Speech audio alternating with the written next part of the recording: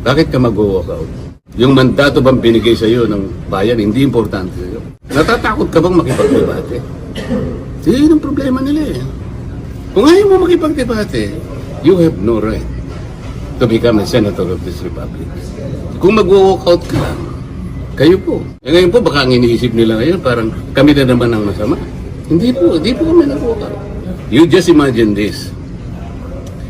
Hindi ba kami mga mature na tao na pag-usapan namin ito? Binoto po kami para pagdebatihin ang lahat ng bagay. Bakit ka mag-walk out? Bakit ka mag-walk out? Erwin sir, na parang minamadali daw po ninyo yung pag-tackle doon sa motion dahil nga daw po may mga ilang senador sa majority yung kakasuhan at possible makukulong din po. Yun ang kanyang iniisip.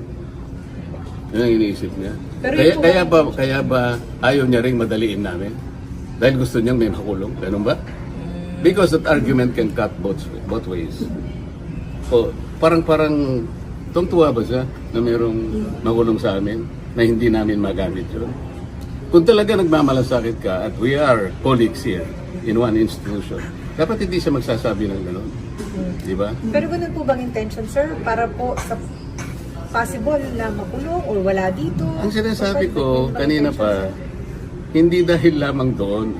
Ang sinasabi ko, maski ang COMELEC, pinayagan na nga na bumoto. Ito ay makabagong panahon na natin. Let us take advantage of modern technology. Communication, information technology. Pwede naman eh.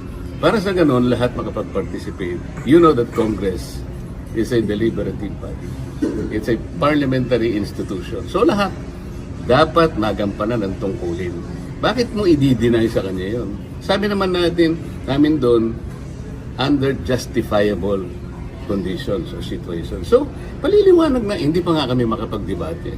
Ako talagang gigil na sila. So, na, pwedeng lumabas po sana yun sa debate, sir? sana nga, ganun lang. Kung hindi naman sila magbibigay ng pagkakataon na pag-usapan namin, nako, kamumusong ko pa lang, talagang akala mo yun.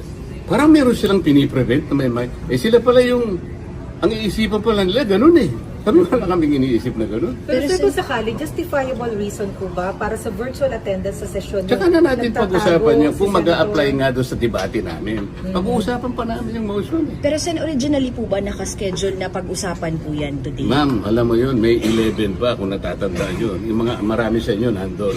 May 11 sa nangyari. Isip-isipin mo, May 11 yun ha. Yung minority, sapagkat nakuha namin ng majority, nandun sila lahat sa lounge namin. So ako naman, kinukumusta ko naman sila. Saan napunta itong mga kasama ko? Nakita ko. Nagbiro pa nga ako eh. Mga bossing, mukha kayong malagihay lahat. Ba't ang pupula ng... Alam niya na ibig ko sabihin. Kaya kausap ko sila. At din nung i-propose ko yun, isip-isipin mo kahit na mapupula, biglang may tumakbo agad. Talagang binabantayan na parang napaka... Is there something spectacular? Yun ang problema. Bakit parang napaka-special sa inyo? Parang bakit takot na takot ka ba kayo na i-amend natin ito? Ayaw ba ninyong i-take advantage sa modern technology? Ano ba tayo? Panahon pa ba tayo ng medieval age? Andito na yung technology. At sisihin natin ng COMELEC, kayo naman. Pati internet, ginagamit na ninyo. Pero sir, di ba magbibigay ng special favor sa ibang senador? Kasi kayo able... They could say that. Pero wag dapat silang mag-speculate. Payagan muna nila yung aming trabaho, deliberative body, parliamentary body. Ang problema, kayo alam niyo, merong isa dyan, tatayo. Pag in-interpolate mo, tatakbo.